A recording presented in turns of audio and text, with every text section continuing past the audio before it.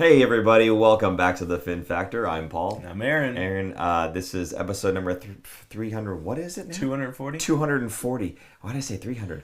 It's been that long, folks. It's been that long since we've been back in the chairs. It feels like forever. 3 weeks, hasn't it? It's been a long time. My goodness. Yeah. Since then, we did the interviews. I hope you guys saw the interviews that we had with our three Sharks young players. That was a whole lot of fun. First time we actually got to stand in and chat with guys face to face. Yeah, the last time we interviewed a player was during COVID time, and it was... He plays on the Canes now. Oh, Stefan Nason. There you go. That's what it was. Who was currently at that time, or was at that time, not currently, but at that time was living with Timo Meier, and I think they were living in Santana Row, so he called us from his phone in his apartment and got his food while we were on. Oh, did he? Got his food delivered to his house while we were talking. Fun fact, he says we. I actually wasn't there because I was passing a kidney stone. Anyway, that sucked. Do not recommend, by the way. Don't ever do that. Aaron, we've got some games to talk about, but before we get to that, a couple things. First of all, for the folks in the chat, if you could do us a favor, reach out to your Sharks friends and family, get them in the chat. It's a lot more fun. We got more people in there, get some more ideas going around, and a lot of hate coming my way. It's what makes the show great.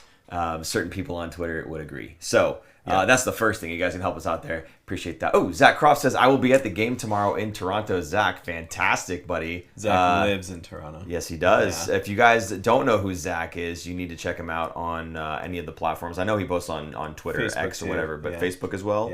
Yeah. So check out Zach. Zach is always doing the pregame pump-up speech. Sometimes, Zach, it's a little repetitive, but we know that you got a formula, and I think you should just go ahead and stick to it. He says, are we going to win a game at all the rest of the season? Yes. You know what? I think the answer is yes. I'm pretty safe saying yes.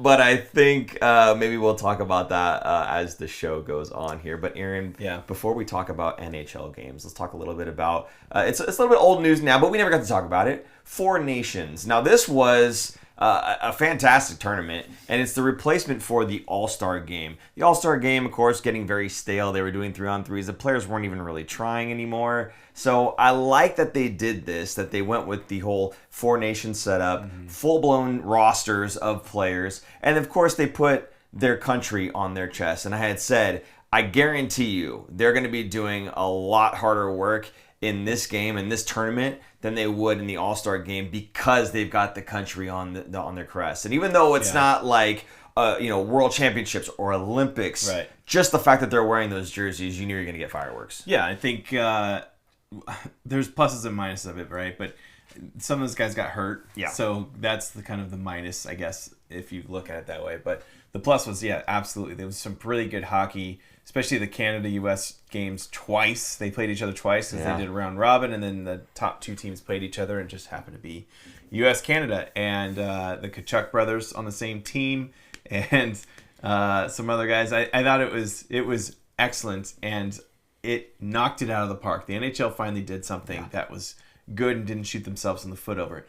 The finals match, the U.S.-Canada finals game, brought in 9.3 million viewers, more than the Stanley Cup Finals. What are they doing wrong in the Stanley Cup Finals where they can't pull those kinds of numbers? So, yes, it was fantastic, and I like what they already committed to going forward. So, Four Nations was this year. Okay. Next year will be the All-Star format again. No, I'm sorry. Next year's going to be the Olympics. Yeah. And they already gave the okay for the players to go to the Olympics. NHLers, NHL players. So then NHL players will be in the Olympics. That's going to be even more intense. And what I like about that is there will be obviously more teams than the Four Nations. Another negative about the Four Nations, there are some really high-end players that did not play in this tournament. All the Russians, the Czech Republic, there's a lot of those guys in there. They could have fielded a team. Yeah. Germany, so Draisaitl didn't play because Germany didn't have enough NHL players. Right. But those four teams were in the top six, I think, in the international rankings in the world. Czech Republic, Germany, and obviously Russia were not involved in there. Russia has a slew of players. Ovechkin might have been one of his last country games. I'm hoping he plays in the Olympics next year if Russia's allowed. I'm sure. I don't know if they're going to be if Russia's allowed to play. Yeah. That's the thing. So there's a lot a lot of good and a lot of bad doing this 4 nations. 6 nations would be better. So I again, for me, I think even if you just did 5, right? If you did 4 nations versus the world, and you just had one team of Russians, Germans, Czechoslovakians, right? Like anybody and everybody else, right? If we could field another team, let's do that. And of course, I've already harkened back to this before when McDavid and Matthews were first entering the league and they did that Team North America and it was all rookies, but crazy, ridiculously good rookies. That was a lot of fun to watch too. And I wouldn't mind if they did something like that and brought it back, provided they have enough really good young players to field a team like that. Yeah. But I thought it was a massive success. Absolutely. Again, the downside, which you already pointed out, if I'm Matthew Tkachuk, I guess I'm still happy because you put it all out there regardless. But your team's not too happy. Your coach and your GM are not too happy about that whole thing. This is the whole reason why there was a holdup between the Olympics and the NHL players going was because it was an insurance thing, it was a money thing, of course. If a player gets hurt in the Olympics, playing like they are, right? Yeah. Who's going to cover the cost of that? What medical treatment is going to be treating that player, because there's already a controversy with was it Faber? It was somebody who got treatment, and I forgot the staff. It was another team staff that treated him, and it did not go well. Oh. And so that was kind of a thing. So that thing needs to get all sorted out. But next year will be the Olympics. The year after that, we'll be back at the All-Star Game, which is great because I like seeing the skills competition more than the game. I like the skills competition. Sure. I think it's cool. Then it goes back to 4 nations, then All-Star Game, then Olympics again, then All-Star Game. So hopefully they keep that format every other year. They alternate years of 4 nations and Olympics, because Olympics are every 4 years, and they want to do 4 nations every 4 years. So then between that would be All-Star Games. I think they throw IIHF World Championships somewhere in there as well. So it's like Olympics, IIHF, 4 nations, All-Star Game. I think it's kind of a rotation of those, which, again, anytime you put the country on the team's jersey, you're bound to get fireworks. So again, for me, massive success, this whole thing, and definitely looking forward to that. Almost in place of the All-Star Game, I would rather them make a partnership with EA Sports and just do a game of ones. Remember ones? That would be crazy. Wouldn't that be fantastic? Yeah. You just get, a handful, like 21 players or whatever. That should be a game in the skills competition. Sure. You could do that and have the goalies in as the goalie, right? Who can last longer with 5 guys out there, 6 guys out there. What I would love to see is, the skills competition, but then just that is the All-Star Game, is ones. It's only a handful of guys, right? No one's dogging it out there. Everyone's battling a little bit, right? And because it's just 3 guys it's a 1 against 1 against 1. I would love to see that. And I think EA Sports would do really well to sponsor that one. Come on. That'd be a good idea. I agree. I think it'd be cool. I think get rid of the whole All-Star Game 3v3 format. Just, you've already got exciting hockey. You take 1 year off and do ones instead. Yeah. Anyway, moving on from fantasy world and 4 nations talk and whatnot. Getting into some Sharks action for the past week. Aaron, we had, 4 games? 4 games. Quite a bit of action there. The first one here in Calgary. Now, this is going to be a bit of a theme, okay? The Sharks had the lead in this game, but couldn't close out. We've said that a few times maybe on this show. Have we not? Yes. It's a theme. this team. Too many times. This team just cannot. They can't buy a win. They can't close out games. That's their MO. It's a shame. Can't close out. Now, think about last year, how many chances they get to close out games. They were not in the position. Yes, exactly. This year they're in the position to close out games and can't. Next year I'm hoping they start closing half those games. Absolutely. Now, that's a whole different picture in the standings if they're closing out even just half of those games. They're on their way. They're on their way. Bubble team. Right. That's what they are. Exactly. We've already talked about this. We did the numbers on it. If they closed out just half of those, right, they are a bubble team this season, which is what I was thinking. I was hoping that this season that would be the case, but the team just cannot close. And missing Mikael Granlund doesn't help that at all, right? I mean, it wasn't really helping us before either. Like, we weren't closing that either, but it certainly hurts now as well. Regardless, in this game, you had a couple notes here. Celebrini got a goal, and Georgiev actually did okay. I thought he had a really good game. I mean, .917 save percentage. Yeah. Not 4 Giev, just 3 Giev. Yeah, 3 so Giev. That's not so bad, right? 33 saves on 36 shots. I thought he looked strong. It's the first game coming out of the break. Hopefully he got some work in, some stuff that he had to work on, outside of kind of practice time to kind of hone in his game. And I thought he looked, for Georgiev, I thought he looked good. I'm not sold on him being a starting goalie anymore in the NHL, but I'm hoping he could be a good 1B, maybe for the Sharks, like with Askarov next year. Sign just like a 1-year bridge deal, kind of see if he could do that role. I wouldn't be opposed to it, I guess, depending on what else is out there in the free agent market, but I don't know if he's going to be able to get moved at the deadline. I don't think he's a tradable asset at this point, so I don't think another team would take him on. Yeah, unfortunately, I think that was the idea when you were getting him. I mean, you were getting him back regardless because you were giving them Blackwood and they were going to give you a goalie back, right?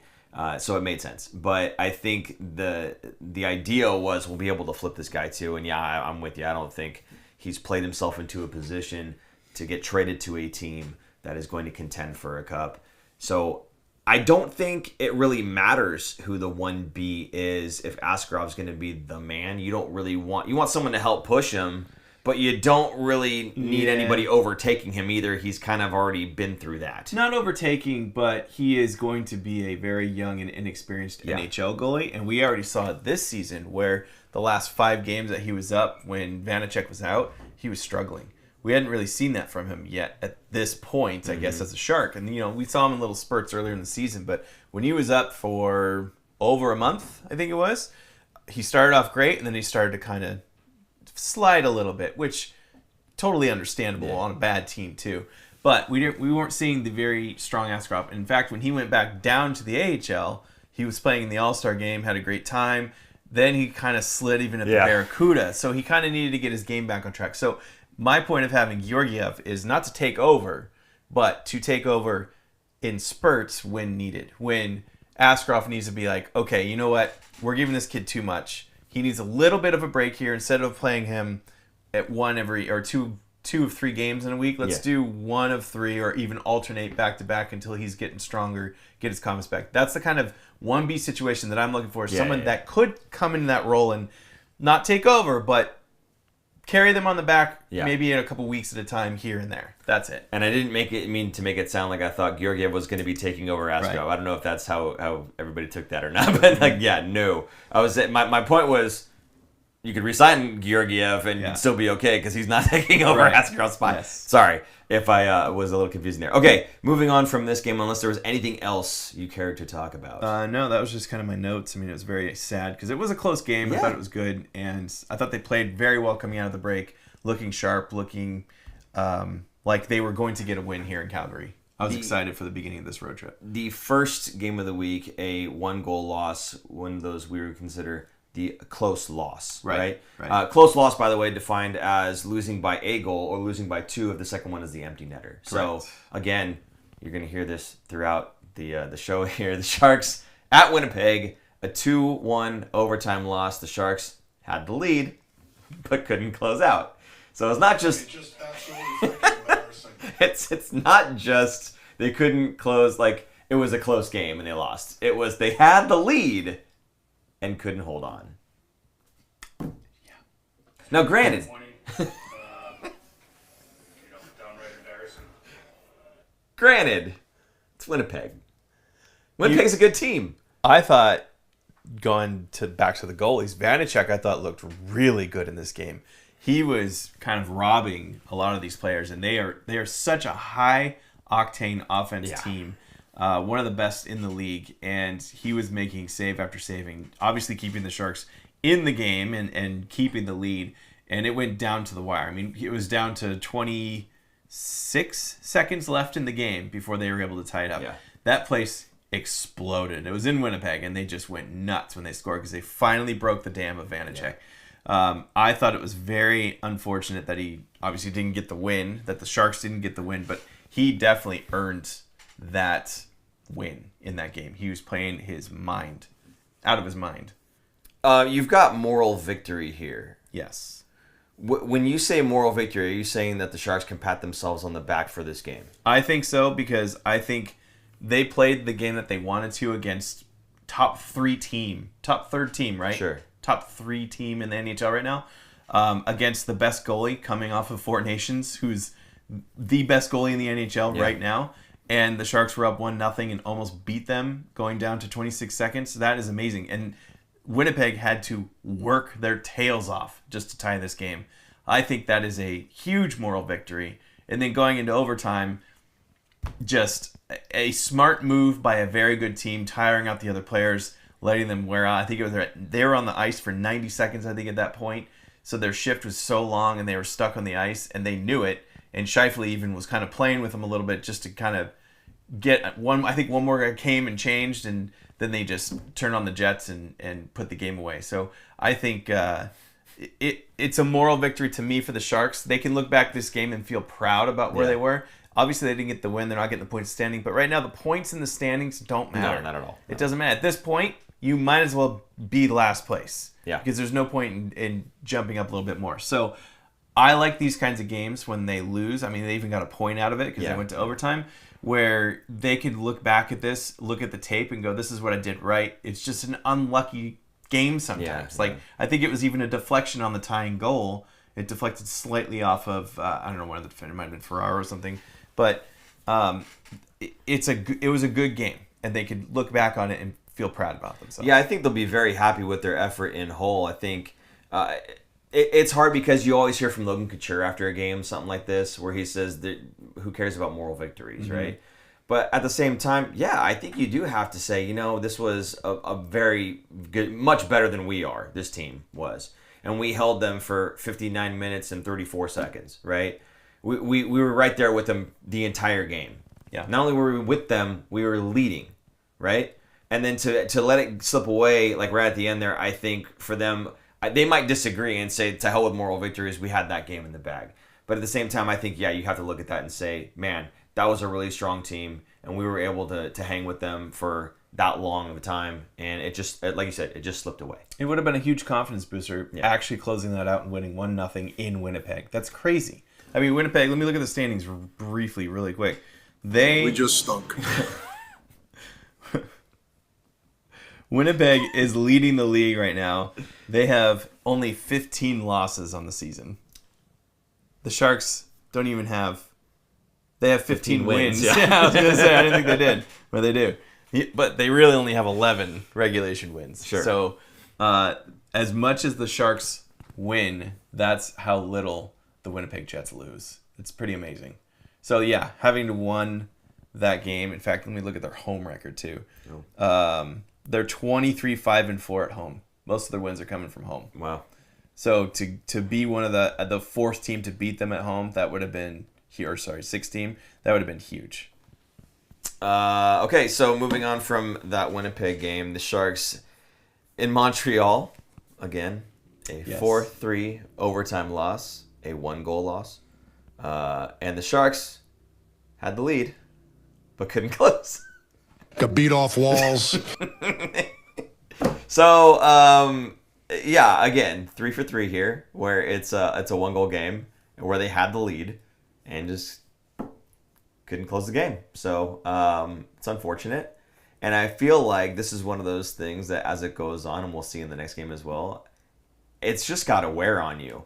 And I think I saw a comment in there earlier talking about young players and the losses, if you can read that one. This is from CJ. He was going to ask this question. Do you think all this losing has an effect on the younger players? Going on these long losing streaks can create a bad culture. I know they come from winning programs, but losing can become a habit. Now, it does take a toll on you, but at some point, especially in the offseason, you got to mentally cut this off. We talked about this with, was it Thrun in our interviews? The mental part of the game, right? Especially for defensemen, young defensemen in the league. You make a mistake. Look at they had 4 games this week. Yeah. Right? You don't have time to dwell on that. You got to just already move on forward. Yep. Know what you did wrong. Yeah. Learn from your mistake. But you're not going to have time to practice it. You're not going to have time to do anything. You just have to mentally be ready to go. The physical part of this game, for most players, at this point in the NHL, everyone's coming in shape into camp. They're not getting into shape in camp. They're already ready to go. Their bodies are ready to go for the entire year, not just for the NHL season. So the mental part is the hardest part, and that is where, does it wear on them? I'm sure it does, but I don't think it's going to destroy the culture. I think what that's going to do is going to create pain in their memories and they're going to want next year when they have more talent on their team and a better team, more experience and depth and more experience, they're going to remember that and they're going to fight harder because they don't want to be that again. So I don't think it's necessarily a complete negative of all of these losses. I think there's a lot to learn from them. As long as you're learning from your mistakes and growing as a player, it will be fine. If you start dwelling on it and hating yourself, I don't think so. But the way that Grier has built this team, and there's so much competition and so much depth coming soon, not right now, but even as soon as next year, I think people are going to be looking behind their backs because they know they got to work their tail off to keep their role on the team. Yeah. So I don't think it's that bad. And you guys know how all about the development and whatnot, and like you were just talking about coming back and being better. Did you learn from your mistakes? You guys know how much that means to me with this year specifically, and some of the players developing and learning from mistakes and whatnot. So I 100% agree with you. And I think that as long as they do that, as long as they're not getting used to losing and just kind of like, we're already down a goal, well, we're probably going to lose anyway. The effort levels. You know what I'm saying? Yeah. Yes, the effort level. I haven't really seen that. I feel like if we saw that, we'd be seeing way more blowouts. Right now. I agree with you. Not games close by a goal. I agree with you. 100% I agree with you. Sure, they're not closing, but they're not giving up and just not even trying. Here's the difference. They had the lead. It's not like they went down a goal and then, we give up. Down a goal, right? They went down a goal in some cases, and they fought back and took the lead, and then they collapsed. Or in some cases, they just had the lead, right? So they were playing with this idea that, we can beat these guys, whoever it is. Right? Yeah. No matter where they were in the game, whether it was 0-0, they were down a goal, they fought back, they took a lead, and then they collapsed. But the point is, as long as they can learn from those mistakes and get better, then I think it's not such a bad thing to lose these games. Now, I think these guys have been on, every team they've been on, it's been a winning team. Yeah. We talked Henry Thrun, Jack Thompson, Will Smith, Mac and Celebrini, all these guys, every team that they've ever played on was a winning team. It was mostly because they were on that team as the stud, just dominating. When every player that's in the NHL was a star on their team before the NHL, right? Most of those teams were winning because of them. Now they're getting to the top tier, and you're not top dog anymore. Yeah, there's going to be a losing team somewhere. Yeah. Right? Or many losing teams in the league because not everyone can win, obviously. So it's hard. I think it's hard for younger players because first of all, they're not even used to the physicality of having 82 games in a season. Yeah. They're used to 50-ish, maybe 60 with playoffs. You add in another 20 games, and that's not even taking into account playoffs in the NHL. Obviously, the Sharks aren't going to be making the playoffs, but imagine a young kid coming in on a team that's going to the playoffs. Yeah. And that's 82 games plus playoffs, however long they go. That's a lot of hockey for one guy to play that they almost twice as much as they had ever played in one season, all at once. Yeah. So it's really difficult for rookies to come in and actually make a huge impact like Celebrini has. Celebrini still blows my mind with what he's doing this season. We don't need to keep tooting his horn, but we will. Another young rookie who is making an impact, and you guys are not expecting to hear me say this. Will Smith. 1 goal, 1 assist this game. He's actually been playing offensively, by the numbers, he has been fantastic over this stretch. The whole month, really. I mean, we'll get to that maybe a little bit later. I don't know if you wanted to do that now or not. You want to do it now or you want to wait? The graphic? Do you have the graphic? We do. We can wait. Let's wait. Because there's more coming. There is more coming. Yes. So, goal and an assist in this game. Yes. He's been, again, scoring at a pace that, I'll be honest with you, I knew Will Smith was going to be good offensively. And I still don't think I'm wrong with regard to the rest of his game. But if we're talking about offense right now, he has absolutely surprised me with how much offense he is providing. Granted, I'm watching the way it's being provided, and maybe there are things I have to say about that. But just by the numbers, he's putting up a lot of points. Like a lot of points. Compared to what I thought he was going to be doing, he's putting up more than I thought he was going to be doing. I think what sucks for Will Smith is that there's another phenomenal rookie on the team that everyone goes, why can't Will Smith be like that, right? Like, why? Why isn't he as good as Celebrini? Are people saying that? I don't know. I think it's more of the comparison of, Will Smith's okay. Versus for a rookie, Will Smith is doing excellent. Scoring-wise, you're not seeing rookies put up these kinds. You have to put that asterisk there, though. They put up points like this, right? But the top-tier players, look at what Austin Matthews did his first year. Yeah. He was good. He wasn't what he is now. Same with McDavid. He was really, really good. Didn't Austin Matthews have a 4-goal game in his first game? Oh, I don't... His first game? First game. I think it was a 4-goal game. Oh, I don't know about that, but that's... Check me, please. I might be wrong. I'm not a Austin Matthews Toronto fan, but I believe that was the case. So, anyway. But still, look back. Patrick Marleau, what did he do his first year? 30 points. Sure. Marco Sturm, 30-ish points. They were good players. They weren't superstar players, but they still... held their own and were impact players. They were contributing. Absolutely. Right? That's the point I think you're trying. They're contributing. They're not just taking a back seat. And I think Will Smith offensively, again, by the numbers, is contributing, obviously. If you take a look, what are his total numbers right now? I mean, we're going to probably do the Calder watch stuff later on, but he's not going to be on there. He is in 53 games because he missed some. Right. Well, 10 goals, 18 assists, 28 points. He's a double-digit scorer. For the Sharks, goals-wise, where is he at? 10 goals. Come on. No, I know, but where he ranks. Oh, okay. He is 6th on the team in goals for. And on points, I think he's also 6th. So, top 6 player, and that's including Wallman. So, top 5 forward on the team. By the points, yes. Yes, absolutely. So, we'll get more into it. But in this game specifically, Montreal. Yeah. The first goal was Zetterlund's goal. Will Smith takes the puck and goes behind the net. Does what Eklund does, and I don't know what you call it, against the grain, passes it back with the goalie looking this way, and the pass goes, and the goalie has no idea, and Zetterlund taps it in on the side. I thought it was brilliant. I think Will Smith, coming out of the break, even before the break, he was starting to play with more confidence and more swagger. I thought he was looking more comfortable on the ice, making better decisions, taking that extra split second that we talked about when the game of speed, right? At the NHL level, you take that extra split second to make the right play in the pass and the shot. I think he's doing a much better job and looking more comfortable. Now, his goal. Did you see his goal? The 2-on-1. I did. Oh my God. That wrister into the corner. Disgusting. Absolutely disgusting.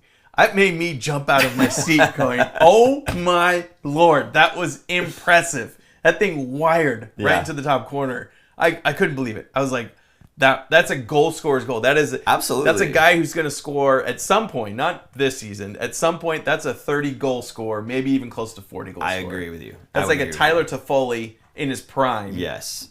Goal. It was amazing. I would agree with you. And that's where, see, again, I recognize this. I recognize that he's got that shot, and I recognize that he's got the passing ability, right? The thing with me is it's a time and space thing. He fired that shot. It was a beautiful shot, and he ripped it. He had the time and the space, thankfully, to unload that thing because, again, and I tweeted this out. I said, you cannot give Will Smith, the other team's got to figure this out. You cannot give Will Smith time and space. He will make you pay for it. Mm-hmm. The best way to play Will Smith is to get up in his grill. Because once he feels that pressure, that's where I see him start to crumble. But if you give him time and space, that is what he's going to do to you. He's going to fire that right over your glove. He's going to find that guy that's open. So you have to be on top of Will Smith. Otherwise, if you give him that much room, he's going to make you pay for it, 100%. And that's why he was picked 4th overall. Yes. Right? I was thinking about this. I guess do you want to go off on Will Smith now, or do you want? Let's wait. We Because can wait. we got more stuff coming. We got more stuff. Yeah, let's go. Definitely more stuff. Is there anything else you want to say here? Because Montreal ties it early in the third period. Yeah. And then the overtime goal, Caulfield, that was dirty. He completely undressed a very tired Celebrini, unfortunately. Yeah. Playing defense. Just burned him. So, and then the goal itself was also amazing. It was nice. The shot was great. 100%, very nice. And Celebrini trying to play defense, which I have confidence in him playing defense. Absolutely. Celebrini tired, unfortunately, which, is what it is. But here's the thing, and it's probably more of a product of him being tired. And I use this, this is one of those ones where I'm rewinding it for the kids, right? Hey, guys, look at this. Come here. When someone's trying to dangle like that and they're showing you the puck and you go after the puck, they're just going to move it and walk around you. So the best thing you can do in that situation is, you're poking, but it's a subconscious poke. You're really focused on that logo. You're focused on the jersey. And no matter which way they're going, that's where you get in on them like that. So in hockey, you watch the jersey to see where they move? So Is that where you taught? So yes and no. I always say Shakira, because the hips don't lie. Yeah. Wherever the hips are going, they're going. Soccer's kind of the same thing when you play defense, because it's so deceptive on which fake. Yeah, because they're doing this with their feet, right? Exactly. You can't watch. But their hips. You got to watch the ball, and you got to watch their hips. Okay. Yeah. So that's essentially the same thing with hockey then. Because I say, keep an eye on the logo, but realistically, it's, hips more than anything else. But in that play, that is exactly why I was rewinding it for the kids, was look, if Celebrini wasn't tired in this case, I'm sure he's defensively more responsible than to just swing a stick around. But in that sense, yes, if he had just followed the body instead of lunging after the puck, and he wasn't exhausted, I'm fully confident that he would have got his hands on the guy and shoved him out. We've seen him make plays before physically, battling on walls and that kind of thing, where I know he's late to the chair, where he's battling with guys and he's not afraid to physically attack, get his body in the way. He's not bigger and stronger than the majority of NHL players, but it doesn't matter if you're bigger and stronger, you're still a solid object. And people cannot go through you, last I checked. So as long as you're doing that, you're doing your job. So in that sense, in that case, I think if instead of swinging a stick, being tired, if he'd have just stepped into the skating path, easier said than done, Cole Caulfield, I think he would have been in better position to block that out. Yeah. But it is what it is. I mean, it is Cole Caulfield. Yes. That was his... what number goal in that season was that for him? 28. He's been having a good year. Yeah. Good for him. Peter St. John said, they taught us in football and basketball to watch the belt line. Okay. So it's pretty similar across sports. Yeah. Shakira. I don't think they taught them Shakira. The kids are probably like, who? I dance it out too. Just letting you know. No, I don't. Now you're going to... I can lie. It was, a lot last, month. And... Okay. I guess that's it for this one here. So we'll move on. Anyone can Venmo for Paul to shake his hips. It's not going to happen. I'll read it out. Why are you putting that on screen? Shakira. Well done. Okay, moving on. The Sharks in Ottawa. This game was completely different, okay? Was it? It was, because it was a 5-3 loss. It was a 2-goal loss. Right. Again, with an empty netter. So still considered a close game. And the Sharks had a lead. But could not close. I was gonna say, how is it different? Shang, if I knew that answer, then I wouldn't have. We would have started off better. Oh man, I love that we give him this much power because of the empty netter. Yeah, it's still considered a close game. Right? Yes, exactly. Yeah. All 4 games this week, close games by the definition of a close game. Yep. Okay, in all 4 games, Sharks had the lead and ended up losing the game. 2 of which they came out with a point. Okay. Hypothetically, okay, Sharks win all 4 games this week. Yes. What are you thinking right now? I'm thinking we should have lost those 4 games to get our first overall. Right? 4 games. That's 8 points in the standings. Right now, that would have put them above Chicago and right behind Nashville. Which is only 1 spot anyway. Right, but still in the hunt-ish of the next 5 teams, kind of. Like, not out of the question if they could streak together like that. No, I don't want them to. I'm more interested in what would have happened if we won those games and all the other games previous. Right. We had gotten more points out of those. Again, then we're looking at now probably 25 games. I'm going to have to look up the stat. How many close games have they lost this season? It's probably around 25. Or at least ones where they had a lead and ended up losing. I'm pretty sure it was over 20 before this week, and all 4 of these count towards that stat. Take half of those games. Yeah. That's probably 20-ish points, 20 to 30 points. That's a big gap. That's huge. So the Sharks, it looks bad. But I'm telling you, obviously it's better than last year. Their record doesn't really show it, but the play, the amount of close games compared to last year, the amount of times they've had a lead compared to last year. In fact, that's a stat I'm going to look up next week, is I can look up last year and this year, the amount of time played with the lead and played from behind. Yeah. I bet it is a drastic difference. It's mountains different, totally, 100%. Last season they were constantly behind because last season they were losing games like 10-2. you didn't have a lead. If you did, we didn't have it very long because you need time to score 10 goals. So, yeah, absolutely. Last season, we barely ever had a lead last season. This season, again, the game was at Winnipeg we just talked about. No, not Winnipeg. Where it was 2-1. We had the lead the whole game, except for the 26 seconds. 1-0. It was Winnipeg. It was Winnipeg. Okay, yeah. So, I mean, we had the lead, the majority of the time, right? So, it was just at the very end where we didn't, where it was tied. So, yeah, games like that, 100% this season we play with the lead way more than we did last season. Yep. Absolutely. And I don't know if there's any moral victories to take from that necessarily, but, I mean, again, I think the players are kind of like, we don't really care. If we lose, we lose. Winning, as Jack Thompson, no, it wasn't Jack Thompson, it was Colin Graff had said, winning is the most important thing. And it's funny that a guy that's that young is of that mind where I don't care about anything else. Yeah, development's great. I just want to win, right? Yep. So, in any case, anything else, anything at all you want to talk about the Ottawa game? Because the Ottawa game was weird. The Sharks went 3 for 4 on the power play. Yeah. The one power play they didn't score on, Ottawa scored a shorthanded goal on. There was just a lot of special teams players, a lot of penalties, a lot of whatever. Bad bounces. The puck bounced off the stanchion and right in front of the goal, and the Sharks couldn't recover quickly enough. Yeah. That was just a weird one. That happens. Not a big deal. You can't really fault the Sharks on that. The one that Warsawski was really mad about was the change. The puck was in the neutral zone, and the guys went for a change, and Ottawa came right into the zone easily and scored a goal. Yeah. Like that, you just can't do that. That's just little mistakes add up, and they're slowly getting hammered over the head that they cannot do these things, right?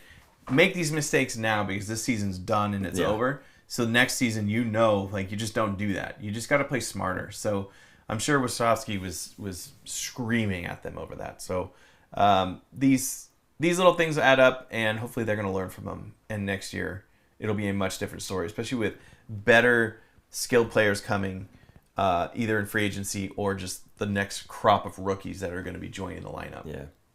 Now, my wife and I watched Reacher on, I don't remember, it was Prime or something like that, and he says details matter.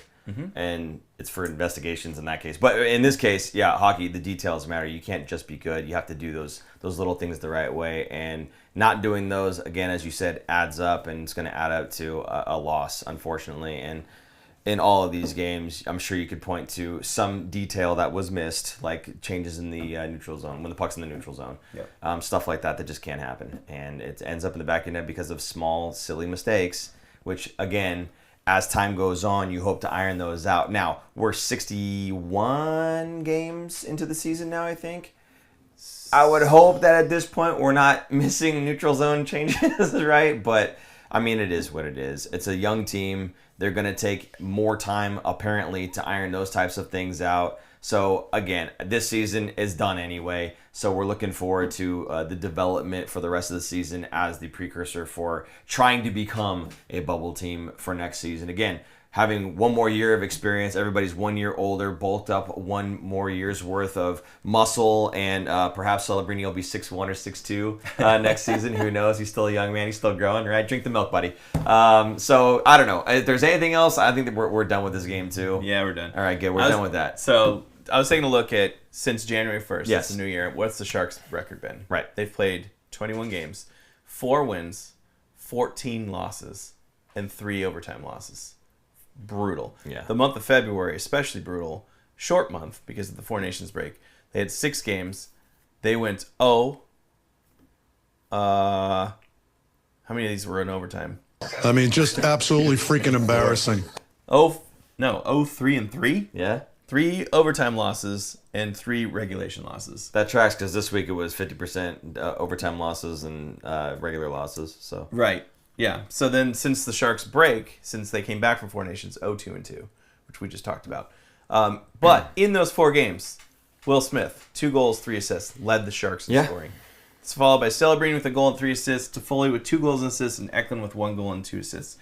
Guess who was named Rookie of the Month for February? Player of the month. My mistake. Give the man credit. Sorry, give the young man credit. Will Smith. Will Smith, yes. February Player of the Month for the Sharks. Incredible turnaround for this kid because he's putting it together. He's, like I said, feeling more confident, looking better, putting up points, and doing it well. And I think, let me pull up his profile real quick for his games, his last 5 games. Only a -2, which sounds silly to say, but only a -2. And that was the Ottawa game. When you consider how much you're losing, yeah, -2 doesn't sound bad. I'm saying the last 5 games. Yeah. -2. Ottawa was -2 because it was all power play. All his points were on the power play. So he was on the ice for 2 goals against. One of them was actually on the power play because he, I think, fumbled the puck. I think that was him. Or actually, it was one. That was the empty netter. No. Sorry, that was the empty netter that he fumbled at the No, sorry. So there was 2 of them in there. One of them was he had the puck on the wall, passed it to Eklund. It was not the best pass in the world, but this is something Eklund should be able to get. It was kind of in his feet a little bit, and yeah, Eklund, it just bounced off of his stick or his skate or something, and it popped out towards the point, and he tried to lunge at it to, I think it was to Wallman maybe. I might be screwing the names up, and then it was just a break the other way. And that was it. Ugly. And then the other one in this game was on the empty netter.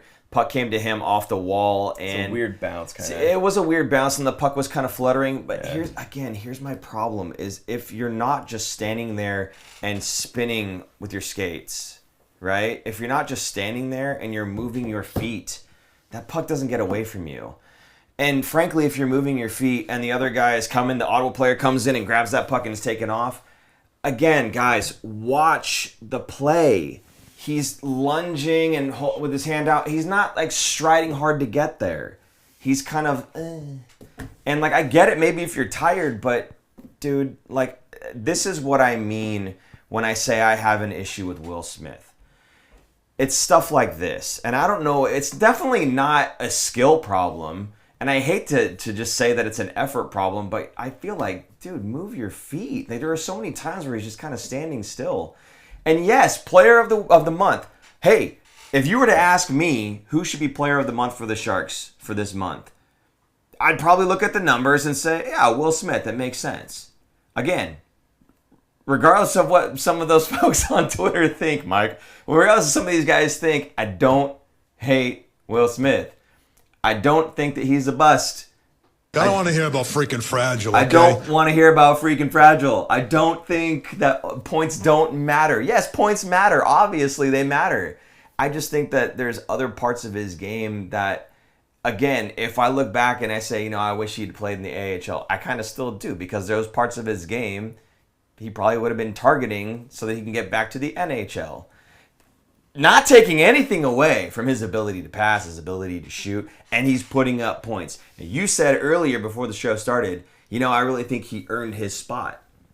I would agree with you there. Yeah. A lot of people wouldn't think that I would agree there because of everything that I've had to say about Will. But I would agree there. I think he's earned his spot on that line. I still say there's a whole lot to his game that really needs work, and I'm just glad that he's getting the point production.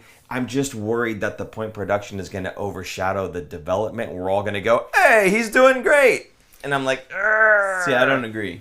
Okay, fine. So I was thinking about this on the way over here. Yes. I think Mike Grier really has a very well thought out plan for every player, right, in the system.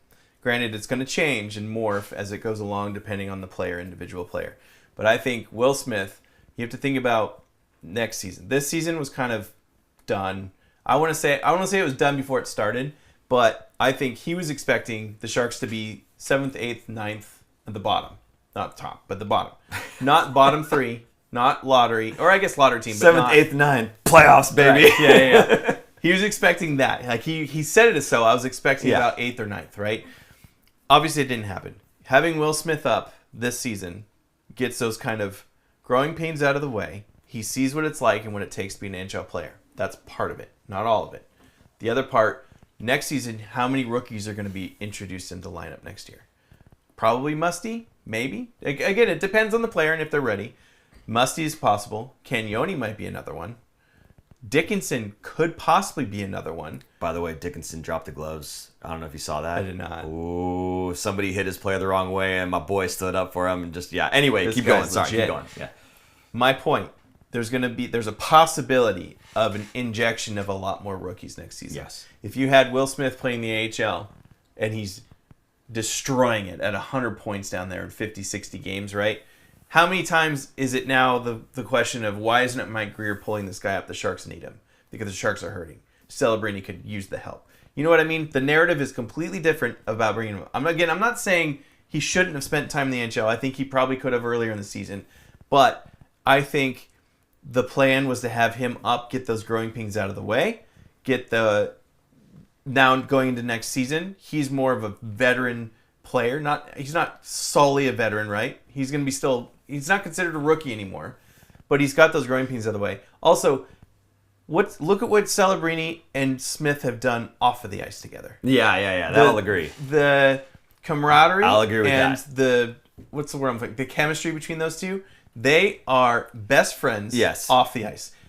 In our interviews, who was it? Jack Tom or might have been Thompson that said no, Thrun. We were talking about Thrun because I've been on the plane. Right. Yeah. And he was like, "Oh yeah, those two are just ridiculous, right? They're just silly. That would not be there at all." Yeah, I agree. So having Celebrini have a best friend now going through the same stuff, that's going to pay dividends down the road. This season, no. I mean, yeah, they're together, but it's not going to change anything in the standings. Having him down there, and even his development, I don't think it would have changed as much as having him play on this season. Also helps sell tickets. Again, not all of it. That's a part of it. Having two of those rookie players coming in at 18, 19 years old, and they're good, and they're highly skilled, is going to help sell tickets. Again, not the reason he's up, but is a part of the reason. He's a top 4 pick player. Yeah. That's a high caliber player you're going to want to have show that they belong in the NHL, that the Sharks didn't make a mistake. He's not a bust. He's going to be good, right? All of those play a role. Now, going into next season, you have Celebrini and Smith playing together more. They're going to be already a full season under their belts. They're already going to be coming out the gate knowing what to do and how to do it. They're going to bulk up this season, off season, and get bigger and be ready to go for a full 82-game season next season. I still think, looking back on it, I think they made the right decision with Will Smith and keeping up and not putting him in the AHL at all. I think he could have used it in the first month, after the first couple of weeks, give him the 9-game tryout, send him down for another 9 games and bring it up, but they didn't do it. It's over. I'm fine with it. So I'm at this point, you're not going to put him down. Well, anyway, no. Right. Yeah. Of course, you're not going to do Plus, that. you have less players with the trade deadline coming. Sure, yeah. So, I mean, at this point, it's a foregone conclusion. He's the NHLer regardless. Doesn't matter. A couple of things to know. I think there's, again, you talk about he's going to know for next season what it takes being an NHLer. That's what frightens me is I don't know that he will. Because, again, we're 60-something games. Nah, he's only played 53 or whatever it is of those games. Yeah. But he knows what it is to be a guy that has the ability to move the puck and to shoot the puck. I don't see him doing, like I said, a lot of the moving, a lot of the battling, which some people are like, he's not, tied to Landria. Look, battling is not a fourth-line thing. Battling is an NHL thing. Battling is an AHL thing, if you believe it or not. Why? Because the AHLers are trying to make their way into the NHL and show that they can do these things.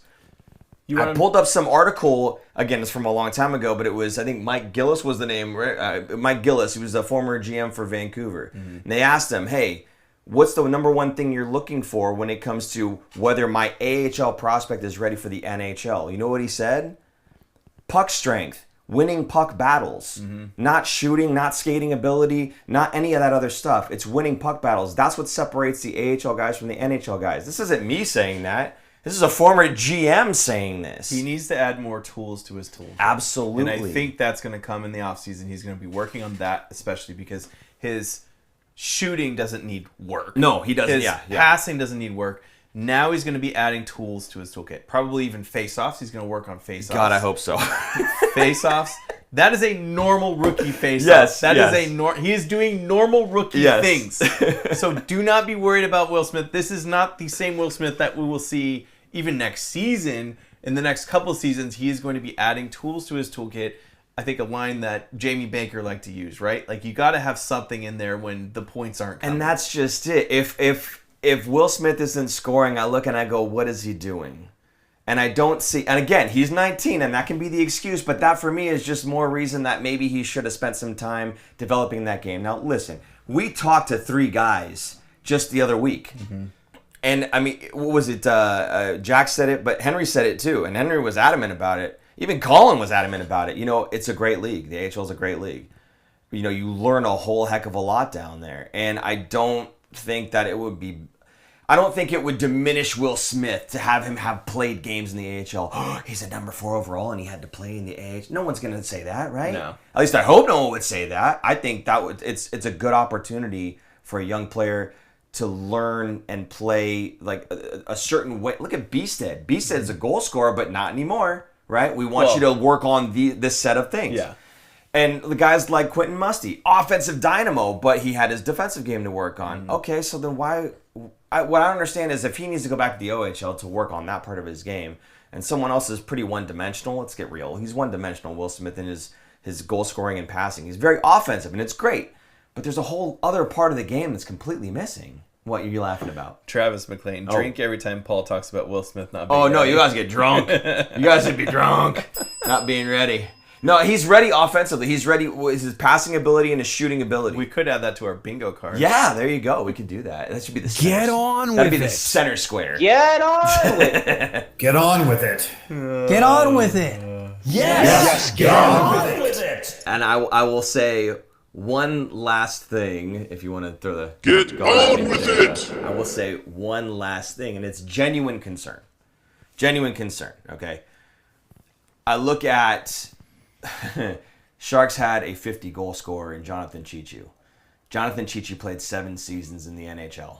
He played it. No, don't shake your head. No. Let me finish. Okay, I'm not saying he's going to turn into that. But what I'm saying is, he was a goal scorer until he wasn't. And then what else? To Jamie Baker's point, what else did you bring to the table, right?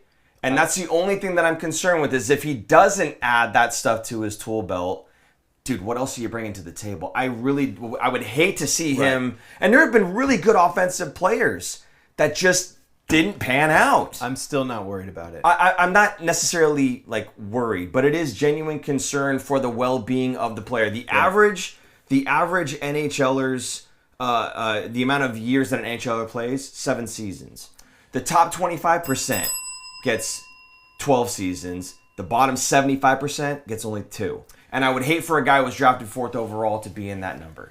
Roxon Jaws, thank you for the 1999. Whoa! Smith has to work on being more physical and less scared on the ice. I do have to wonder if it's the coaches that the Sharks have had. All the players traded or released tended to get more physical on other teams. I don't disagree, but I think he's too small right now, and he's going to bulk up in the offseason to do that. Yeah. Because what they're asking of him, he's playing on the wing still. He's not playing center. He's been playing generally on the wing, yeah. But they want him to win those board battles. Yes, and he hasn't really had to do that because he's played a center most of his career, probably not his whole life, but most of his career, right? So he needs to learn because he never had to do that. Nah, I would disagree. At all levels, regardless of where you are in the forward position, you're still battling for pucks. Sure. And going back to Cheechoo, okay, he was at the time a 2nd-round pick. 29th overall, so it would have been a very late 1st-round pick. Yeah, absolutely. Very different than a 4th overall pick. And I think Cheechoo was a great goal scorer, yes. Yeah. I don't think Will Smith, he's a good goal scorer. I don't think he's great. Not saying he's not as good as Cheechoo, but he also is a good passer. Yeah. Like he has more tools already than Cheechoo. So I don't think it's quite an apples-to-apples comparison. I'm not saying it's apples to apples, but I am saying that a guy that with that much offensive firepower to score 50 goals, like granted, Joe Thornton. Right. The Joe Thornton effect, yes. Granted. Yes. Okay. I would just hate to see because you look at Cheech's his whole career, and it's 7 NHL seasons with I think an AHL season or 2 before that, and then a handful of AHL seasons after that, and then KHL seasons after that. Like for a guy that scored 50 in the show, he had 501 games played. 170 goals in the NHL. Yeah. 170 goals. Yeah. It's fantastic. Yep. He had more goals than assists. Yeah. 170 to 135. Again, it comes from a good place in my heart, my concern. I want him to do well. I know that he is a good offensive talent. I already know that.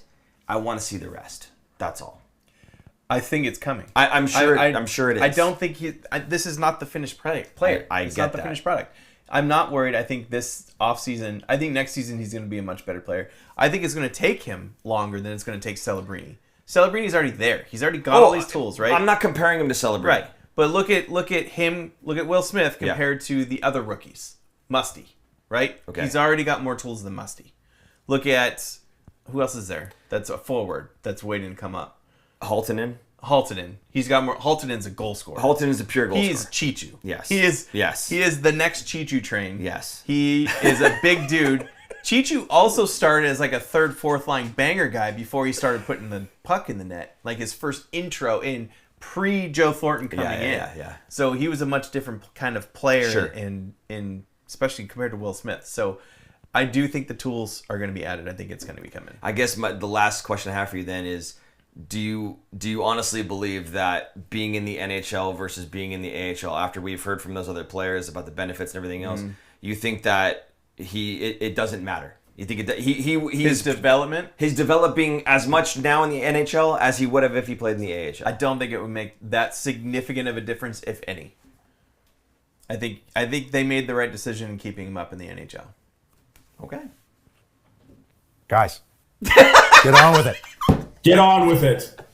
Get on with it. Get on with it.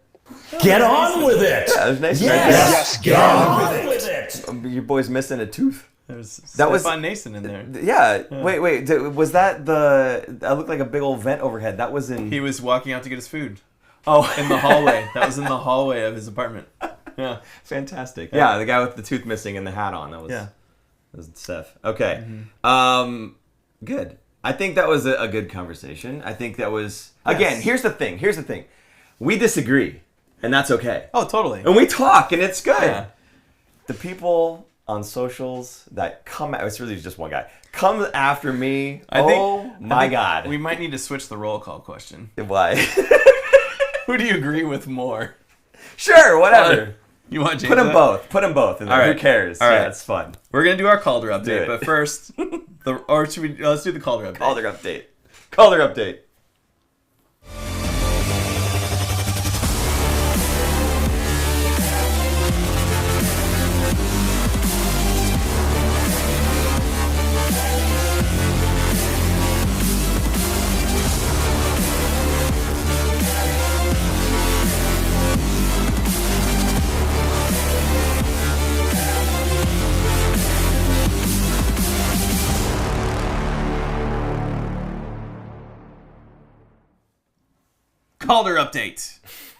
2025. So dramatic. We do have an update because I think the boys needed a break. I think the top three guys are coming out of the gate, just storming out of the gate. Let's take a look here. Okay. First place, we have, and we just saw him, out of Montreal, Lane Hudson, defense boy. 60 games played. He's got 4 goals, 42 assists for 46 points. A sparkling minus 15. He's at a .77 points per game pace. He's still yet to win a faceoff, which you love. Right? And Why are we even talking about this guy? he's got 4 goals. He's got 27 of his 46 points are even strength points, and 19 are on the power play. So almost, not quite split, but he gets a good chunk on the power play. He's got 42 assists. Yeah. Literally just handing off the puck to guys who can go score. What I want to know, and I got to look this up, is the breakdown of primary to secondary. Honestly, it's you can't even say like that. Okay, because here's the thing. Again, we'll go back to Will Smith real quick. He had that primary assist on the Toffoli goal, but it was just a pass to Toffoli, and then Toffoli meant to fire over to Celebrini, and it goes off a skating in. It's like primary assist. So you can't even say for Lane Hudson, if I just look up primary assists, you have to take a look at it and see, did it really matter that it was coming off of his stick? Did he really influence the play, or did he just hand it to a guy? Lane Hudson has... Does this have the breakdown of primary? I tried to quickly Google it. Did not work. Yeah, it didn't work. Boo. Boo. Anyway. Boo. I mean, just absolutely freaking embarrassing. Anyway, second place. We have a new second place. Yeah? Matvey Michkov out of boy. Philadelphia. He had himself quite a week. 59 games played, 19 goals, 25 assists for 44 points, and a -9, getting a little better there. This week, he scored. Oh, I have the wrong guy up here. Please don't do that again. 3 goals and 5 assists. 8 points in 4 games. In fact, he had 8 points in 3 of his games this last week. What are we looking at? Travis said drink. I love it, Travis. Well done. In 1 game, he was a goal and 2 assists and a +5 against Edmonton. Jeez. That is impressive. So, speaking of guys that needed a break, right? These rookie guys, they're not used to playing this many games, and they're well fresh right now. Notably here, time on ice. Time on ice. A weird one. For that game where he was a +5, he only had 14 minutes of ice time. But compared to what he was getting before, he was down in 8 and 9 minutes or so sometimes. When he's in the doghouse. But this whole stretch of 5 games, nothing under, 12 minutes? Yeah. Nothing under 13, almost 14 minutes. Yeah. 17 minutes, 13, almost 14, and then another 17-minute game. So, yes, he's getting the Tortorella system, or Tortorella's just getting a little softer in his old age. Just giving up. You know, who knows? Just giving up. He says, you know what? We need the points. Go get it, Matt Fay. All right. 3rd place, we have homeboy, Macklin Celebrini. 49 games played, 18 goals, 26 assists, 44 points, and -24 because he's on the ice every time they give up a empty net goal. He's on the ice at all times. His ice time. Yeah. In these last 4 games, 20 minutes, 20 minutes, 21 minutes, 19 minutes. You think they trust him a little more? Oh, yeah. It did. A little more. Yeah. Well, it definitely went up when they traded Granlund. Yeah. Like, I mean, the ice time has to go somewhere, but that's going to be your next probably trusted defensive forward. I think if you hit game logs, you could probably see for like the entire season on time. Not that we have to read everything off, but you could kind of see that he's probably been hovering around about that much. I think since the trade, yeah, we've seen him hit 20 minutes consistently. Yeah. Before that, he never really, maybe occasionally for an overtime game, he hit 20 minutes, but not as consistent as now. Now it's almost every game he's on the ice for 20 minutes. That's a third of the game. A guy in his dog says East Coast bias. I think they might have been having a conversation about who's going to end up winning. Oh, Hudson in the big market. Yeah. Yeah, Hudson in the big market. He's a defenseman. Yeah. The fact that he's on the East Coast, I think that's going to...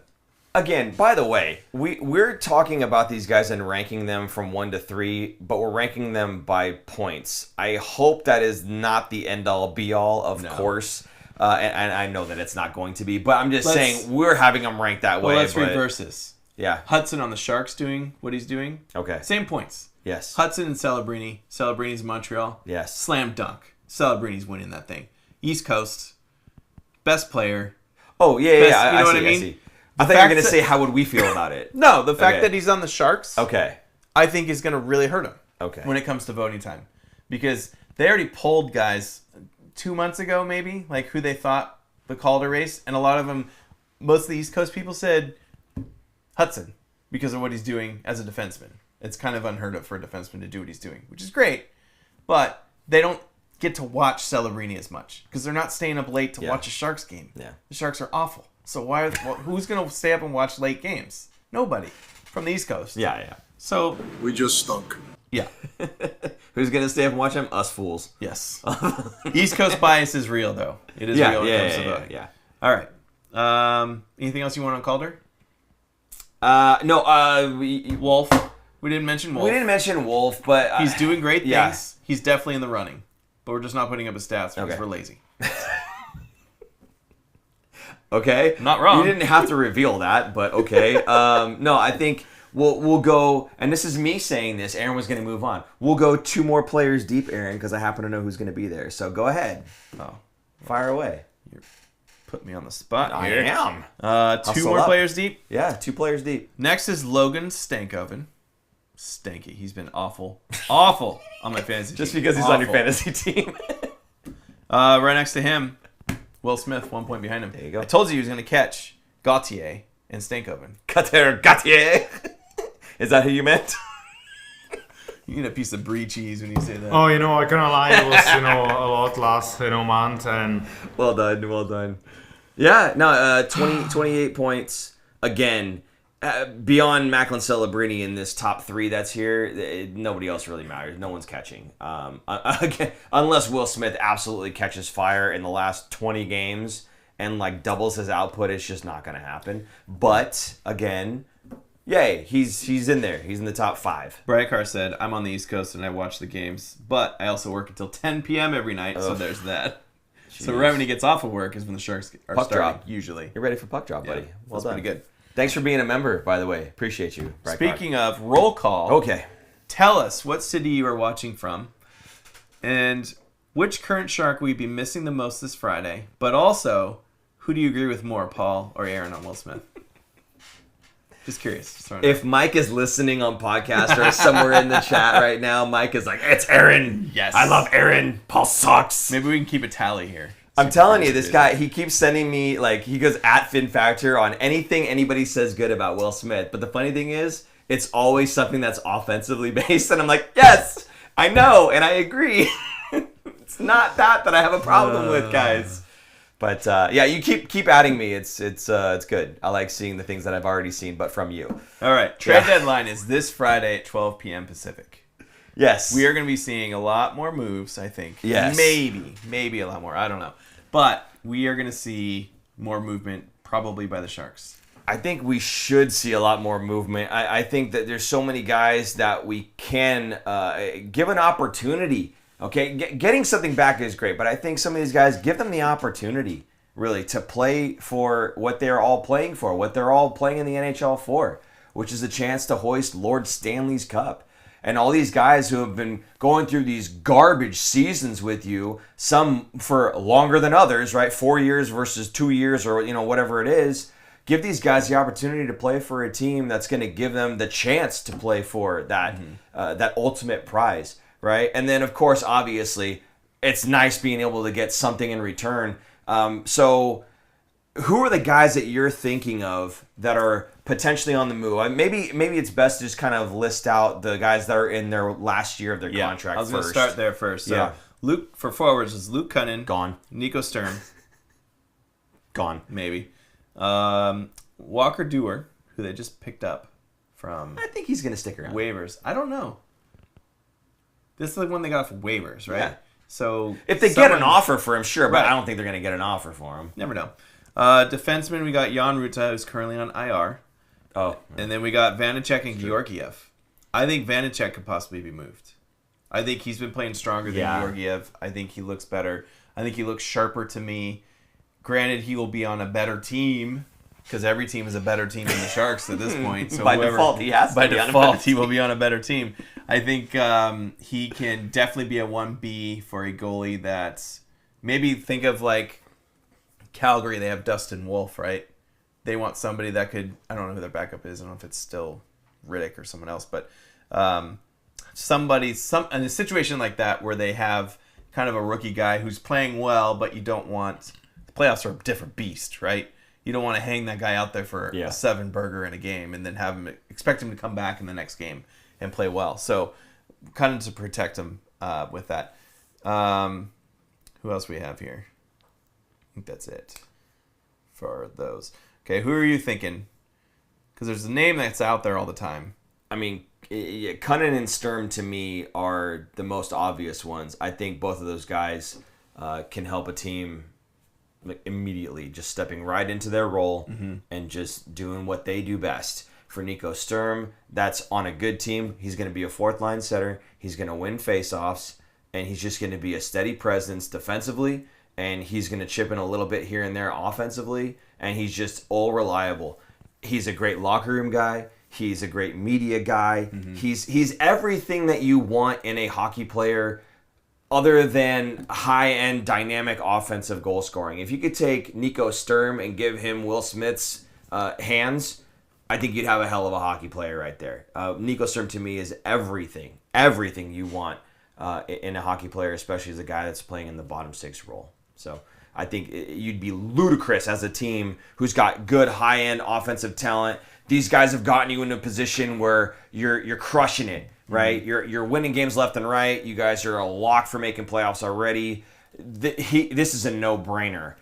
You add this guy to your bottom six. He wins faceoffs for you. You guys get possession more often, and he's just steady defensive presence. Yeah, I think both of those guys. I think Cunnin's a little bit stronger than Sturm.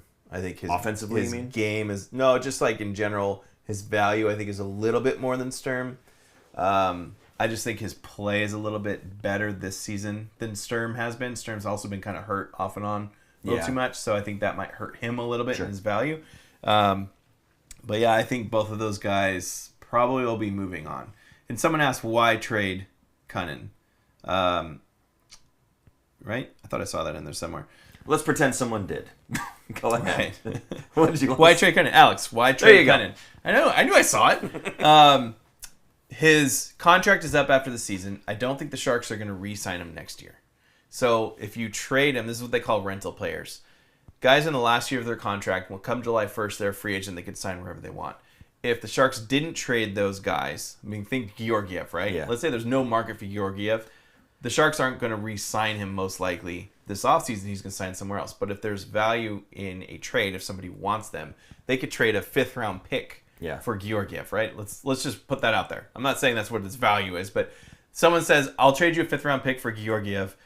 The Sharks are going to say, yeah, because we don't plan on re-signing him. Same with Cunnin. Let's say they're going to give Cunnin, they'll give a 3rd-round pick for Cunnin. The Sharks are going to say yes, because they're not going to re-sign Cunnin. There's no reason for him to finish playing out with the Sharks, because this season's mostly done. So get an asset for him rather than nothing, because he's going to walk in free agency and sign with a better team in free agency. I want to be honest. I'm a little surprised to hear you say, like, definitively that you don't think they're going to re-sign Cunnin. I honestly, for me, I'm not the biggest Cunnin fan, and I wouldn't at all disagree that I don't think that they maybe should re-sign Cunnin. However, we've heard from Sharks brass and whatnot saying that they love Cunnin. Cunnin's the type of player that they, you know what I mean? So you would think that they would be all in to just give him another contract, especially if it's just a couple years, low amount. It's not like he's going to break the bank, right? I think if they would have done it, they would have done it. No, that's a good point too. Yeah, that's my feeling.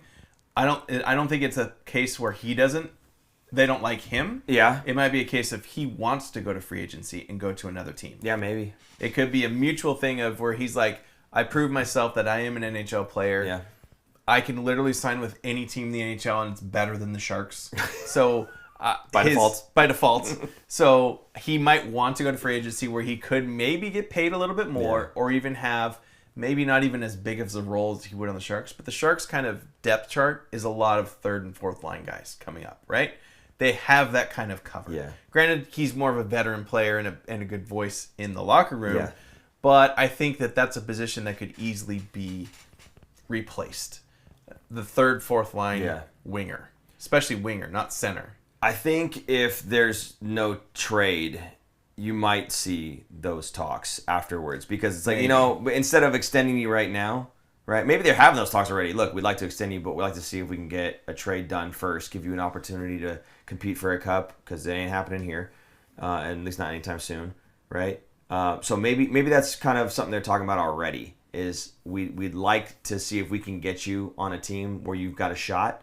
Otherwise, if that doesn't happen, we'd also like to talk about extending you. So maybe that's why it hasn't happened yet. Perhaps they're just waiting to see. He could also want to test free agency. Sure. Go to July 1st and see if he gets any offers. And if he doesn't, maybe has a contract. Yeah. Not contract, but a handshake deal saying, okay, I'll sign for this amount if we can't see anything else out there. Guarantee you it's less than if he were to extend, though. I'm sure. But you might as well play it. Plus, the salary cap is going up significantly. Yeah. So a lot more teams... Good teams are going to have the space for a type of player like Cunnin that they will like to add to that. Absolutely. So I think he is a desirable for a cup running team this upcoming trade deadline, which is why I think he's also going to be moved. Cunnin is. Yes. Yeah.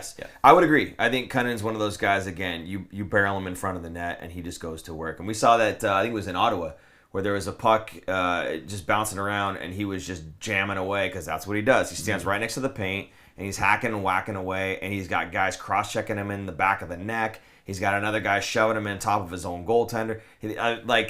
Chaos. And Cunnin's right in the middle of it. And again, for a playoff-bound team, that's playoff hockey right there. That gritty style where you're just crashing and banging, and anything I could possibly do to get this puck to cross that line, I'm going to do it for you. Some name I'm really surprised to hear a bunch in the chat right now. Zetterlund. Do you think Zetterlund should be moved? Ooh. Because he's an RFA, which is a little different. So the Sharks control if they don't trade him, the Sharks control the rights to Zetterlund, which is why I think they wouldn't trade him. Because if a team really wanted him and they offer sheet him. The Sharks could decide to match it or get draft picks for next year's draft, not this upcoming one, but the one after. That would be the compensation, depending on how much the salary and all that stuff. That's a whole other thing. But Zetterlund in 61 games, one of the only few players that has played 61 games, 16 goals, 18 assists, 34. Most importantly, though, he's a +9. That's bonkers. +9. Let me see if that leads. That leads the Sharks. Fabs, what are you doing? The next best player who's played a decent amount of games, Klim Kostin's a -4 in 28. I'm sorry. What's his name? Klim the Dream Kostin. Thank you. Sorry.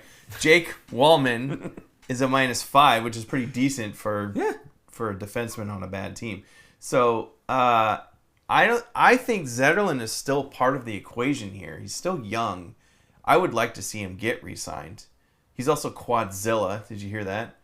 His quads are so enormous they call him Quadzilla because his legs are just tree trunks. They're huge. But this guy, I like Zetterlund. I like his game. I think once the Sharks are good, he's going to be a good 20-plus goal scorer, a regular 20. He's already a 20-plus goal scorer, maybe close to 30, right? You kind of need those guys that are on your second and third lines that can chip in 20 or 30 goals. That's what a good team has. Yeah.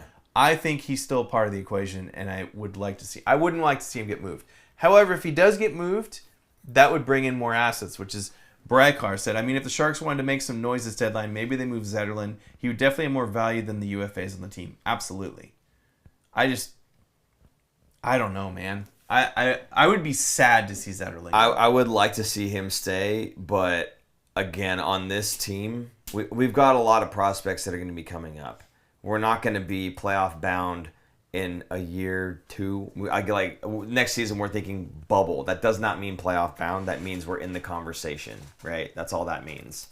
So, I don't know. I think it depends on the return, right? If you're getting depends on the return. If you're getting a goofy return for a guy that you wouldn't mind keeping, yeah, I'll take the return, right? Mm-hmm. So, I don't know. I'm with you. I'd be sad to see him go, but it's a business. If the price is right, you move. If Wayne Gretzky could get traded, absolutely, anybody could get traded. Absolutely, Celebrini could get traded.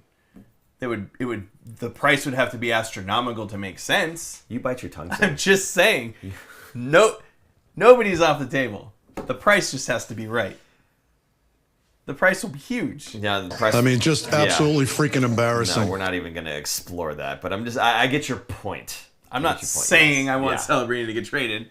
I'm not saying it's going to happen. I'm saying it could happen. Yeah. Dang it. Yeah. Yeah. Mike's going to jump all over you now. You know that, right? Yeah. Yeah. That's fine. By the way, a little off topic. Bowen Byram. Yes.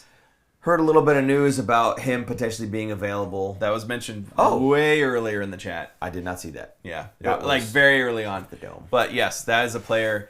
I think the Sharks definitely need their depth of right-handed shot defensemen. Okay. And he would be a fantastic add to the Sharks long-term wise. He's still pretty young.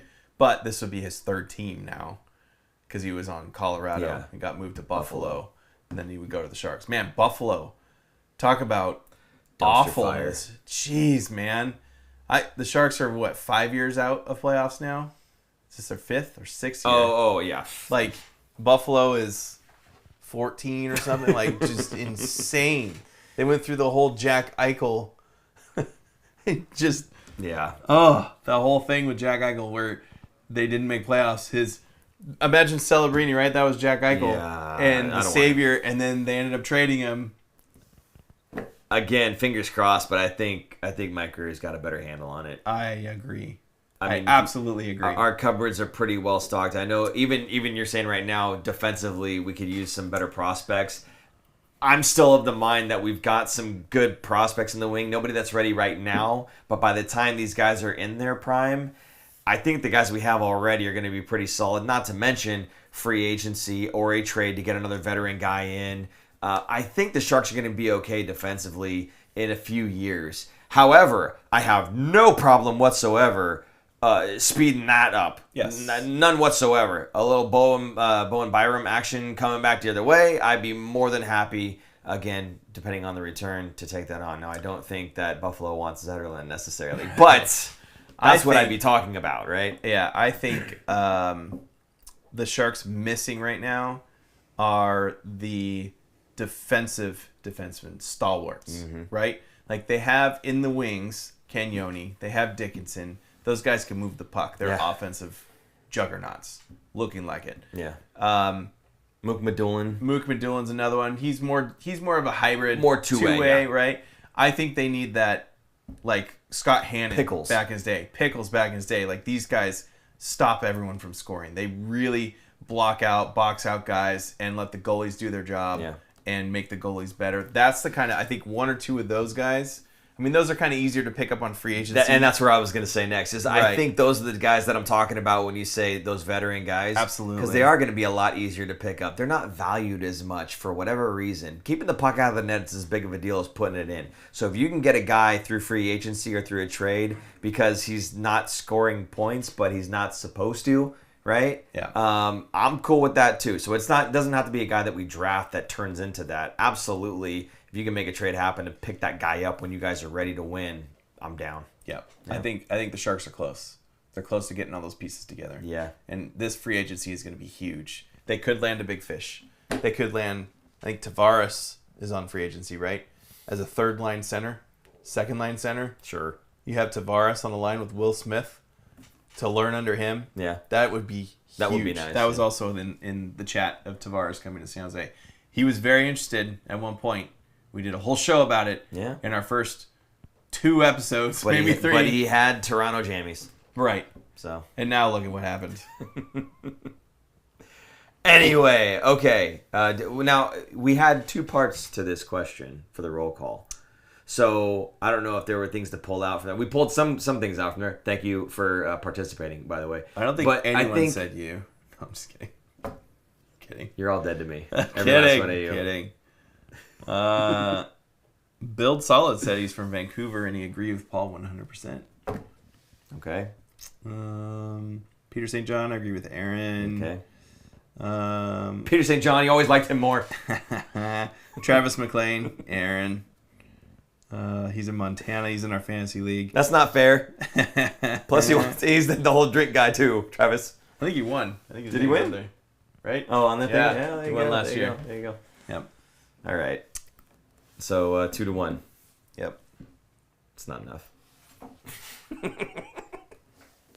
Moving right along. What else we got here? The upcoming games, I guess. Yeah, that's it. We got 4 again this week. Oh my god. That's a lot of games. Okay, so Monday. Tomorrow, yeah. In Toronto, 4:30 p.m. Puck drop. So Zach will be there. Yeah. We saw that earlier. He's probably already asleep. But he's in Toronto. Yeah, I know. So, yeah. That's going to be... So what's cool is Toronto already played today. Yeah. They played Pittsburgh today. So they were... And in Pittsburgh, so they got to travel back to Toronto. Not that it's that far. But they do have to travel, whereas the Sharks are already there. Yeah. So that could help. Who knows? I would like to see... To me, I feel like the Sharks play better against bigger teams, bigger market. Jack Thompson's going to be in the lineup because Henry Thrun will not be in the lineup in this game. Henry Thrun got injured. So he was already ruled out, and Thompson was already confirmed to be playing, which will be his NHL hometown debut. He's never played in Toronto. Fantastic. Obviously, he's played NHL games, but he's never played. It makes sense now. For his what do you call it? The brick tournament. He played for the Toronto team. Yes. There you go. Duh. Okay. Yeah. Yes. No, because it doesn't have to be. A lot of times you don't even have to be from that area. They'll just pick you up. Yeah. All right. But Pro Hockey Toronto, I think, is the name of the club. So good for him. That's awesome. Friend of the show, Jack Thompson. Yeah, why not? We can say that. NHL he didn't say Toronto that, debut. but we will postulate that. Right. So he did like our hat. We gave him a hat. Oh yeah, they all like that. Actually, all 3 of them did. Okay, next game, the next night in Buffalo. Yes. And so the Toronto game's 4:30. Yeah. Toronto Buffalo's at 4 p.m. So a little bit earlier. And this is where we scout Bowen Byram. Yes. Yes. And remember, the deadline is on Friday. Mm-hmm. They could swap.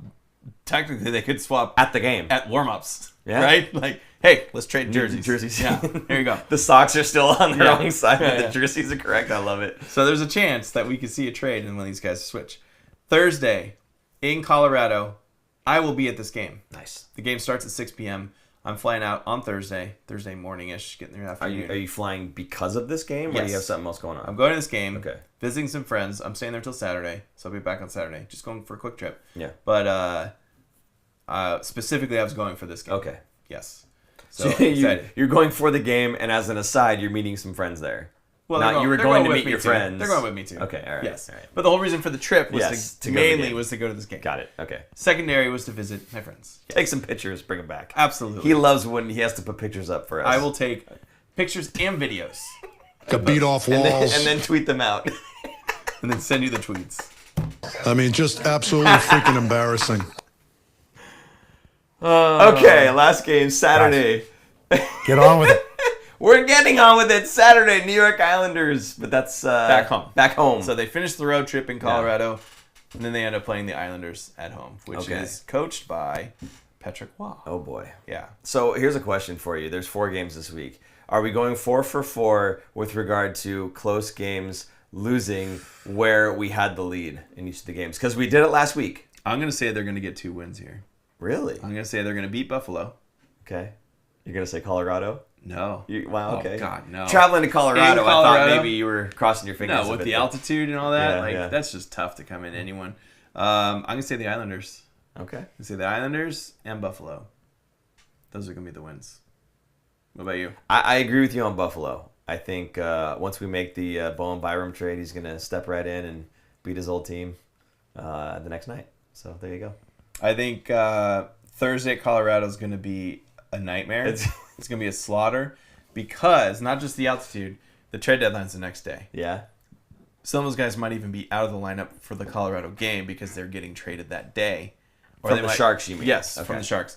I think it's a mind thing to the players. Like, they're going to be thinking about it, right? Okay. Like, this could be my last Sharks game. This could be, I could be playing who knows where. Don't you think most of them will be pretty happy thinking that? This could be my last Maybe. Sharks game. Maybe. Thank God. I mean, granted, you're only going to go on a better team, Yes. right? Chicago. By default. Well, I don't. So Chicago's Chicago. a whole other story. I don't know if you saw in this. The news in this week was No. Bedard, like sad Bedard, Oh. sitting there. He's just Yeah. so upset. Now think about all the pieces. They just traded Seth Jones away. Yeah. Yesterday, I think it was, or 2 days ago. That was their number 1 defenseman. I think he was the captain Yeah. of the team. So they are still pulling that team apart. It's the I love comparing the 2 rebuilds because Yeah. Chicago was fire sale, let's give it to everyone. San Jose was very methodical and slowly did it. And people were upset about it because they wanted a fire sale. They wanted to be like, yeah, we're on a rebuild. We're just going to destroy what was here and rebuild it up. And you can't really do that. So I like to see the difference in what's going on. Look at the culture, the difference. Yeah. And there was a comment in yeah, here, right? yeah. Oh, I forgot to talk about it. What? There was the comment about Bedard. Okay. And it was before our roll call, I think it was. Where is it? Searching. Where is it? Here it is. Travis McLean. Look how miserable Bedard is in Chicago, and they have way more wins than us. You see Will Smith and Macklin, and they're having the time of their lives. Yeah. It's building culture. Absolutely. That is the big difference. The culture, I think, is way better than what we're seeing in Chicago. Chicago's a bigger market. They have a lot more pressure in Chicago than you do in San Jose, but it just looks depressing.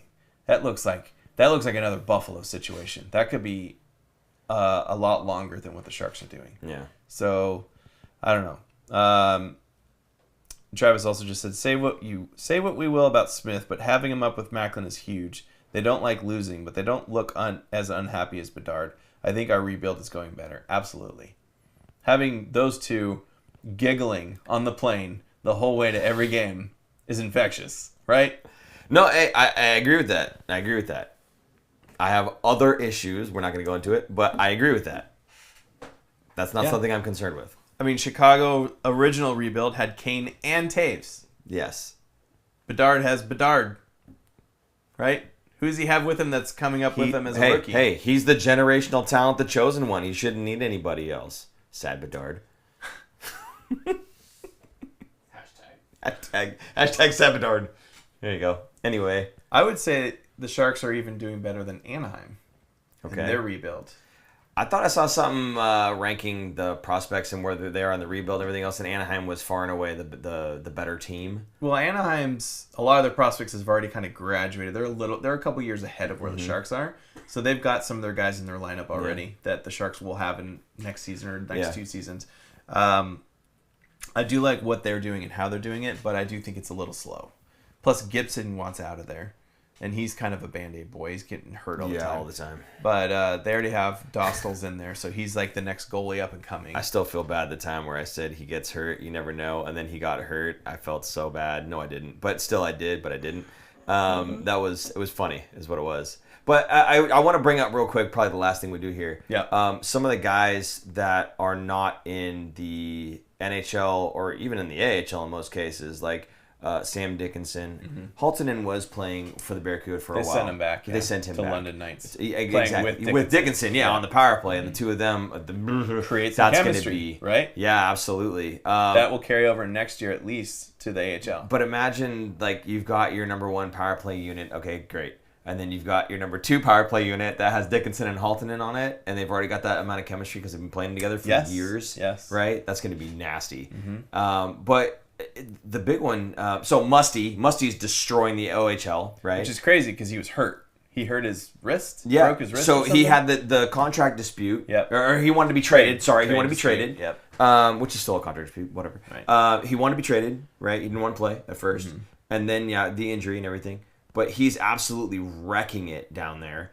The other guy, Chernyshov. Yes. Chernyshov. Very excited about this kid. Oh my God! I mean, his numbers he had another are goal insane. tonight. Someone embraced that earlier. He had another goal tonight. He's absolutely on fire. So when we take a look at in terms of the prospects that we have and who's coming up, and you were saying earlier, we've got a lot of like third line type guys. I don't know. I think we got a lot of guys that could step right into number 1, number 2 in terms of the lines after a couple of years of experience in the AHL, which is, again, where I think most of the players should get some experience. But that's just me. But I think once they go through that and they get that experience and they are ready for the NHL, boy, are they going to be ready for the NHL. The guy and his dog. So I watched the OHL. Haltonen needs time. That's what I've heard. Goal scoring aside, exactly. He needs a lot of work, and that he's very raw talent still. But he had a little time in the AHL. He got a taste, right? Yeah. Then got sent back to the London Knights to work on some things. So I'm expecting. Well, even at the end of this season, I'm excited to see Dickinson, Chernyshov, maybe Haltonen, Musty, all coming to the Barracuda and going on a long Calder Cup run. That is going to be exciting because they will be closer, obviously. We'll be able to see it a little bit more. But for them, that's the next evolution, their next step up in their career, professional-wise. They're not jumping and going to the NHL. Maybe we see them get a cup of coffee at the Sharks, but I think because the Barracuda are so good and they're going to go on a deep playoff run, they're just going to be like, you know what, just stay there. Just stay there. And get that chemistry and everything going and get it all ironed out so that you guys come in and acclimate destroy. to that speed, acclimate to your teammates, acclimate to each other, right? And then absolutely just destroy. Because when you add... Because the Barracuda are already a good team anyway. And then when you add a guy like Musty, you add a guy like Chernyshov, Dickinson on the back end. I mean, it's disgusting what they could be. Of course, we're talking about AHL, not NHL. It's going to be time for us to get Barracuda tickets again. Absolutely. We had season tickets for a hot minute. Yeah. One season. And then they let everybody back out of it, but that's okay. Yeah. Anyway, guys, that's the show. It has been a whole lot of fun chatting with you guys. I love doing this. I love the lives. Thank you guys so much for participating, getting a bunch of other people in the chat. We started a little light. We ended a little bit heavier, so appreciate that. Guys, if you'd like to support the show, numerous ways you could do that. Super chat function. Who is it gave us the $19.99 today in the super chat? That's a new one. Yeah, it's a new guy, I think, or it's a name I don't recall. Really, we're going to scroll until we see it. There it is. Rocks and Jaws. Again, thank you so much, Rocks and Jaws. for the $19.99 super chat. It goes a long way supporting the show. If you'd like to get something in return next time, go to thefinfactor.com. He's on point. I love it. Check out the products and stuff that we have there. It's a support the show link, I believe, and it has all kinds of stuff there available for you to purchase and rock in the real world. By the way, if you have any Fin Factor gear, please feel free to take a picture, kick it our way, thefinfactor@gmail.com. I'm sure we can put something up just showing there's a little bit of fandom. Tag us in socials. Yeah, that too. Tag us in socials, yeah. Anything else? I will say, usually we do a trade deadline show. Yes. Right? Don't know what's going to happen this season or this week because we don't know what's going to happen or when. Yeah. But I will be gone in Colorado from Thursday to Saturday, so I don't think we'll be covering anything on, obviously, Thursday and Friday if there's a trade. I mean, just absolutely freaking embarrassing. At least I won't be. Maybe you could do a show. I could. Maybe you and Devereaux could I could probably get Devereaux in here, yeah. Yeah, so maybe we will have a show. Who sits where? Wasn't Devereaux sit where I'm sitting? Because Devereaux usually sits here because you're usually there. Well, it's because you're usually the one. I know, so then he's... Whatever. Anyway, I do want to call out real quick Venmo from January 31st. I don't know if we called this one out, and I feel bad that we didn't. If we didn't, oh, there's Venmo right there at the Fin Factor. But Dane Summerell, if you're in the chat, I apologize if we didn't get this. But his his message was, "We just stunk." It was. Yeah, so that was his whole message. Yeah. We just stunk. There you go. We stunk on the power play. We stunk on the penalty kill. We stunk 5-on-5. Our forward stunk. Our defenseman stunk. We just stunk. Give me your money's worth here at the Fin Factor, folks. Well done. Okay, guys, if you'd like to support the show, those are all the ways that you can do that. Be as generous as the folks that did that today, and we would greatly appreciate it. Aaron, any last words? No? Excited for the week. 4 games, and I'll be at one of them. Yeah.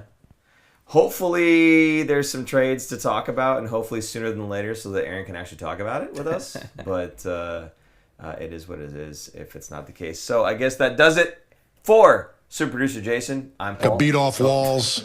I got beat off walls. I guess. I don't know. I'm Paul. I'm Aaron. And we will see you guys. At some point this week. Bye-bye. Bye. Thanks for tuning in.